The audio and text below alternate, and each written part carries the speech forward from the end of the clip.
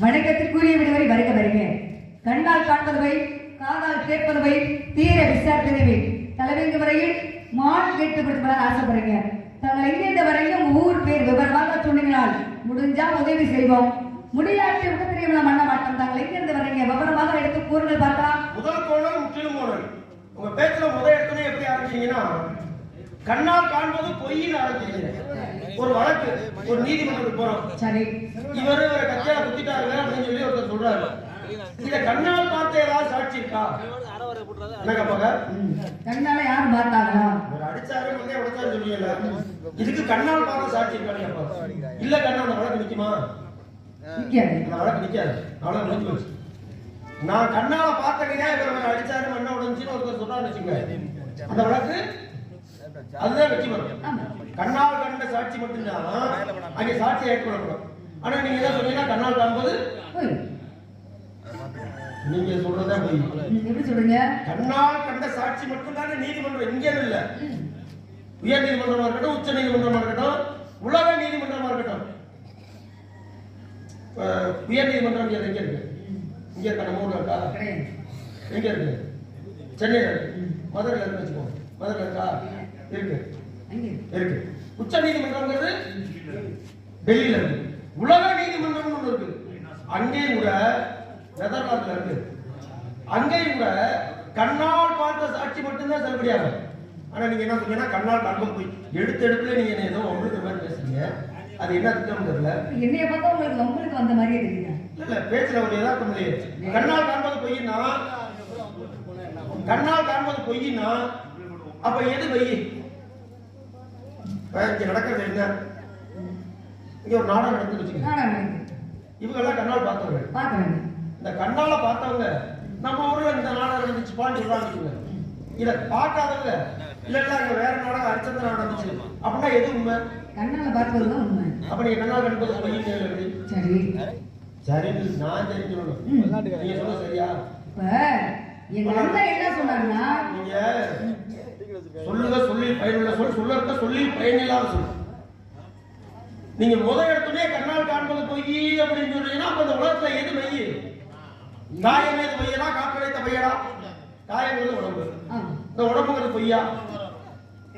உடம்புங்கிறது பொய்யா இருந்துச்சுன்னா அப்புறம் பேசுற வார்த்தை எப்படி பொய்யா இருக்கும்? இது என்ன ஊர்? இந்த ஊர் என்ன ஊர்? மெய்யம் மெய்யினா என்ன? உண்மை. மெய்யம் அப்படின்னா அப்ப உண்மையை பேசணுங்கிறது அர்த்தம். ஆனா நீங்க பொய்யின ஆரம்பிக்கல எடுத்து எப்படி பொய்யின ஆரம்பிக்கிறீங்க? எம்மான் வள்ளி வள்ளி எம்மான் மான் வள்ளி வள்ளி எம்மான்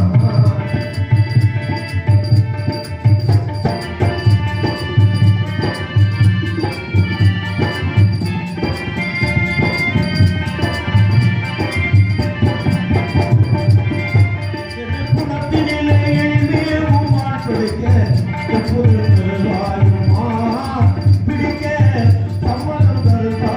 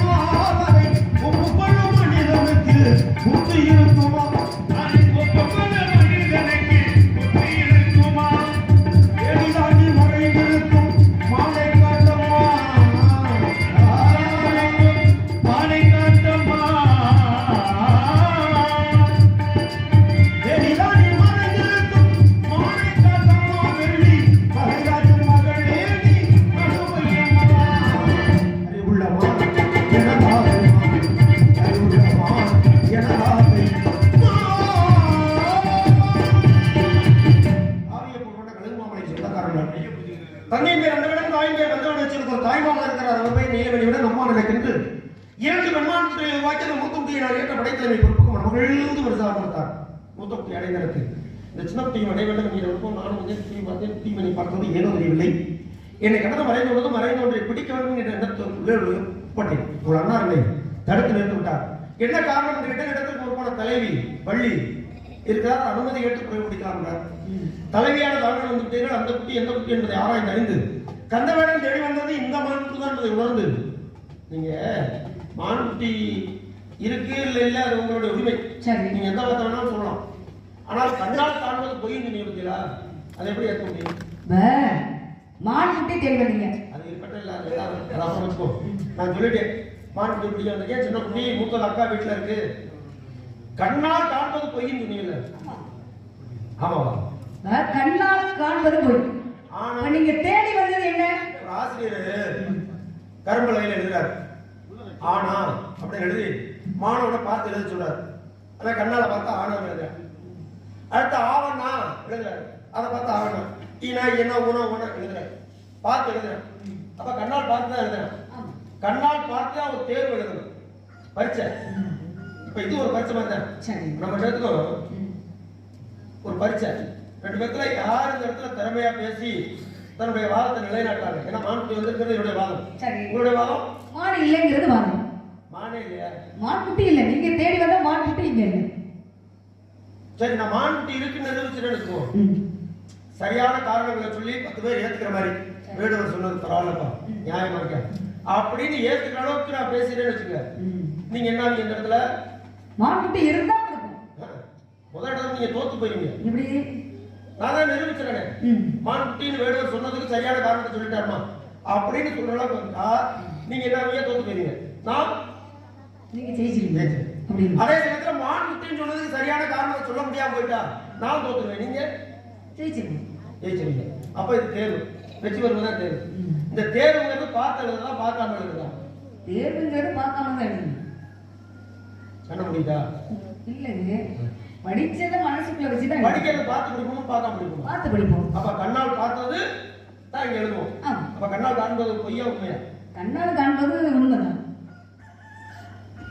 உலகத்துல சேவை போயிடுச்சு. இல்ல முத பொய்யீங்க இப்ப உண்மைங்கிறீங்க. கண்ணால பாப்பா நீங்க வந்திருக்கீங்க. இப்ப நான் கேட்கறது வாங்க. நீங்க யாரு? வெளியில இருந்து வரேன். என்ன தந்தை வேணும், அப்பா பேர் சிவகணன், அண்ணன் பேர் கணேசன். இதுல என்ன உங்களுக்கு சந்தேகம்? இப்ப நீங்க வந்து வேண்டுவரில் எங்க அண்ணன் விவரம் சொல்றாரு.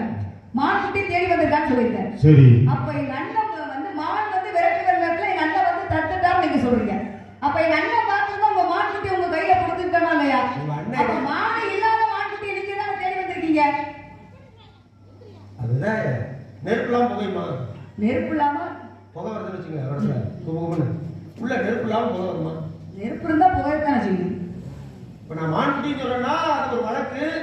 ஏதாவது ஒரு காரணம் இல்லாம ஒரு வழக்கு ஏற்படுமா? அது எப்படி எங்க இடத்துல மான் இருக்கா இல்லையா நாங்க பார்த்து சொல்லாதான் உங்களுக்கு தெரியும். உங்களுக்கு எப்படி தெரியும்? உங்க இடம்னு நீங்க சொல்றீங்களே ஒழிய உங்களுக்கே சொந்தமான இடம்னா அது இல்ல. நீங்க புத்தாக்கி போற மாதிரி தான். இது உங்க இடம் என்ன நிலம்? வெறி மனுஷன் இல்ல நிலம் என்ன நிலம்? புரிஞ்சுவீங்க இல்ல நஞ்சியா புஞ்சியா?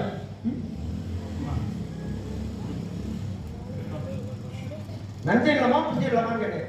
நஞ்சை நிலம் தான். நஞ்சை நிலம்னா அதாவது உழுது நீர் பாய்ச்சி கிணறு வெட்டி வயல் அடிக்கிறாங்கல்ல, அதான் நஞ்சை நிலம். அதான் நஞ்சை நிலம் இல்ல கிடையாது. நீங்க வாதம் பண்ண நீங்க வந்திருக்கீங்க. கண்ணால் காண்பது பொய் அப்படின்னு நீங்க சொல்லியிருக்கீங்க. இப்ப கண்ணால் காண்பது நான் பொய் சொல்ல நீங்க எப்படி பொய் சொல்லுவீங்க அப்படின்னு நீங்க சொல்லுங்க. எந்த வகையில நீங்க நிரூபிக்கிறீங்க அப்படின்னு நீங்க கேக்குறீங்க. நீங்க இல்லங்க உங்களுக்கு எனக்கு தான் வாதம். நான் என்ன சொல்றேன்னா மான்குட்டியை தேடி வரீங்க அப்படின்னு சொல்லுங்க. இப்ப எங்களோட இடத்துல நாங்க காவல் பார்க்கிறோம்ல, மான்குட்டி வந்துச்சா வரலையான நாங்க சொல்லணும். இப்ப மான்குட்டியை வந்து விரட்டி வர நேரத்துல எங்க அக்கா வந்து தடுத்துட்டான்னு சொல்றீங்க. அப்படி உங்க மான்குட்டிக்கு வந்ததுதான் ஐயா வந்து தங்களுக்குரிய மான் இங்கே தான் இருக்கு, வாங்க பிடிச்சிட்டு வாங்க அப்படின்னு நான் சொல்ல வேண்டியதில்லை. உங்க மான்குட்டி இங்க வந்திருந்தால் எங்க அண்ணனே மான்குட்டியை பிடிச்சு கொடுத்துருப்பாரு. இப்பதான் மான்குட்டிக்கு வந்திருக்கேன். இதுக்கு முன்னாடி மான் பிடிச்சிருக்கீங்க. உங்களுக்கு அனுபவம் நாட்டி ஓரளவுக்கு அது உங்களுக்கு பரம்பரை விடுவரோ பஞ்சத்துக்கு விடுவரோ? பஞ்சத்துக்கு தான். பரம்பரை வேட்டைக்காரங்க 4 திசையில எந்த பக்கம் வேட்டைக்கு போனா வெற்றி பெற்று வர முடியும். பரம்பரை விடுவரோ உங்களுக்கு தெரியும். பஞ்சத்துக்கு வேலை வருஷம் ஒரு முறை பஞ்சத்துக்கு ஆடி வேட்டை. இங்க வந்தாதான் நாளைக்கு சாப்பாடு இந்த மாதிரி நிலைமை. அப்படி அப்ப 100 பேர் வேட்டை பண்ணா கூட கொஞ்சம் கொஞ்சமா பங்கு கொடுப்பா பஞ்ச வேட்டை. இப்ப நீங்க வேட்டைக்கு வந்திருக்கீங்க, இதுக்கு முன்னாடி மான் பிடிச்சிருக்கீங்களா பிடிக்கலையா? பிடிச்சது இதான் முதல் முறை. பிடிச்சது கிடையாது. நீங்க என்னத்த மாடு பிடிக்க போறீங்க? நீங்க தான் சொன்னீங்க பரிசாக ஒரு மான்குட்டி கொடுக்கலாம் நீங்க சொன்னீங்க. அப்ப இரண்டாவது நீங்க மான்குட்டியை பிடிக்க, அப்ப நீங்க பேசுறதுல பொய் இருக்குல்ல. நானா பிடிச்சதா இருந்தா நான் பிடிச்சேன்னு சொல்லலாம். சரி, அது பரிசாக கொடுக்கப்பட்டது வாங்குனது. அப்ப நீங்க பிடிக்கிறதுக்கு தான் வந்திருக்கீங்க. விரட்டி பிடிக்கிறதுக்கும் வாங்குறது வித்தியாசம் இல்லையா? அது பரிசா கொடுத்தது, அது வாங்கினேன். இது அப்படி இல்ல, இது என்னுடைய திறமைக்கு பரிசா நான் அடைய வேண்டியது. மான்குட்டியை நீங்க பிடிக்க வந்திருக்கீங்க. ஆமா, மறுபடியும் முதல்ல ஆரம்பிக்கிறேன். இல்லைங்க, மான்குட்டியை பிடிக்க வந்திருக்கீங்க. இருந்தா உங்களால பிடிக்க முடியுமா? மான்குட்டிக்கு இருந்தா உங்களால பிடிக்க முடியுமா? இது என்ன கேள்வி? கேள்வியில ஏதாவது ஒரு நியாயம் இருக்கா? மான்குட்டி ஏங்க நீங்க கேக்குறதுல ஒரு நியாயம் இருக்கா? இல்லாத மான்குட்டியை நீங்க தேடி வந்திருக்கீங்க, எல்லாம் இருக்கு, நீங்க பிடிச்சு கொடுங்க அப்படி நீங்க சொல்றீங்க. இருந்தா பிடிக்க முடியுமான்னு கேட்டீங்களா? என்னுடைய தரப்பனார் வந்து மானை எல்லாரும் வலை வச்சு பிடிப்பாங்க, புளி வெட்டி பிடிப்பாங்க, அம்பாள் வெட்டி பிடிப்பாங்க. அவர் 2 வரல பிடிச்சாரு. யாரு? என்னுடைய தரப்பனார். தாய் 8 அடி வந்தா குட்டி என்ன பண்ணணும்? 16 அடி வாங்க. அப்ப நான் எப்படி பிடிக்கணும்? நீங்க 16 அடி. இல்ல, எங்க அப்பா 2 வரல பிடிச்சாருன்னா நான் எப்படி பிடிக்கணும்? நீங்க எப்படி பிடிப்பீங்க? கணக்கு புரியுதா இல்லையா? தாய் 8 அடி வந்தா குட்டி 16 அடி வாங்க. இப்ப எங்க அப்பா 2 வரல பிடிச்சா நான் எத்தனை வரல பிடிக்கணும்? நீங்க எத்தனை வரல நீங்க பிடிப்பீங்க? மொத்த வரல பிடிக்கணும். பிடிப்பீங்களா? இப்படி குத்தி விழுந்த உடனே மாதிரி குத்தி தூக்கி போறோம். குத்தி தூக்கிட்டு போறதுக்கு நீங்க வந்திருக்கீங்க. முன்னர் ஆகாது. இருந்தாலும் கூட இடத்துக்கு தலைவி என்கிற முறையில ஒரு மரியாதைக்காக கேட்கணும். அதனால நான் என்ன சொல்லணும், உங்க மா இங்க வந்திருந்தாள் என் அண்ணனே பிடிச்சு கொடுத்துருப்பாரு. இது எங்க இடத்துல மேலே எது பள்ள எது நாங்க காட்டினாதான் உங்களுக்கு தெரியும், இல்லன்னா தெரியாது. அதனால காலத்தை நேரத்தை வீணாக்காம வேற இடம் தேடி பார்த்து வேடு வர விளையாட்டா பேசியிருக்கேன்.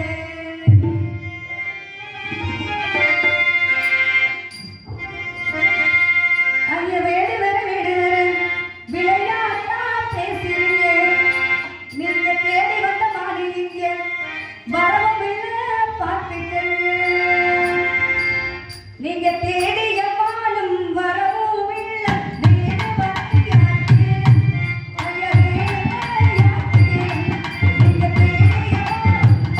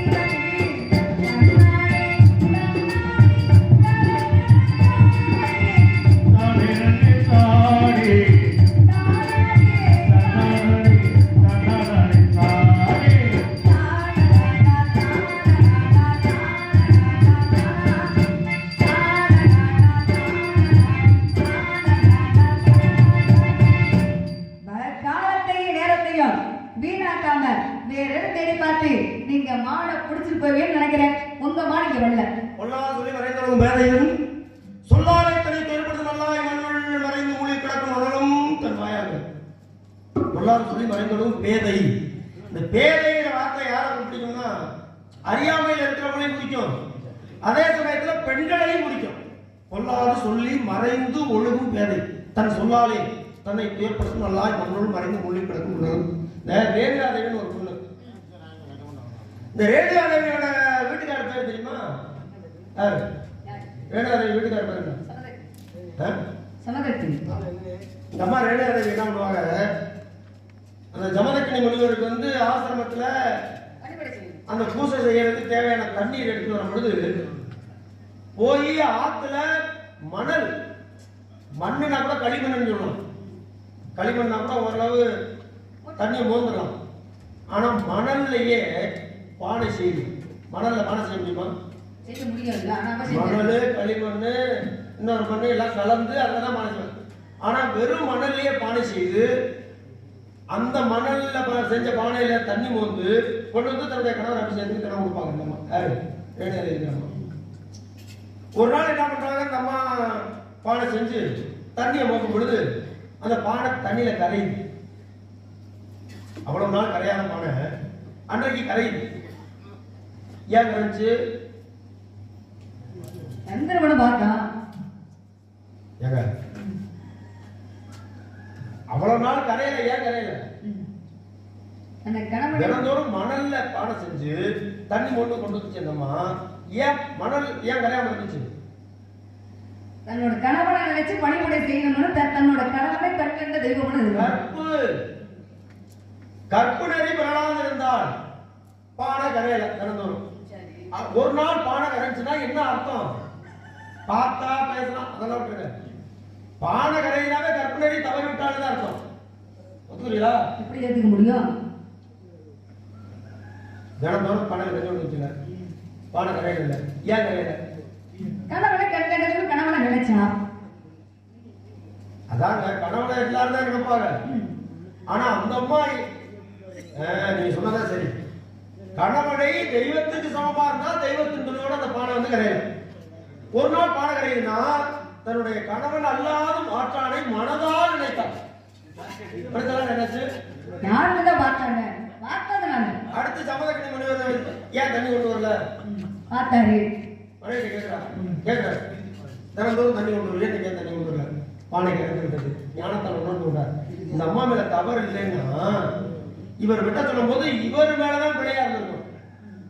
எது நான் ஒண்ணு சொன்னா, பொல்லாத சொல்லி மறைந்தொழுகும் பேதைகள் சொல்லாலை தனித்து ஏற்படுத்தவர்களாய் மண்ணுள் மறைந்து மூழ்கி கிடக்கும் உணரும் நோயாளிகள்.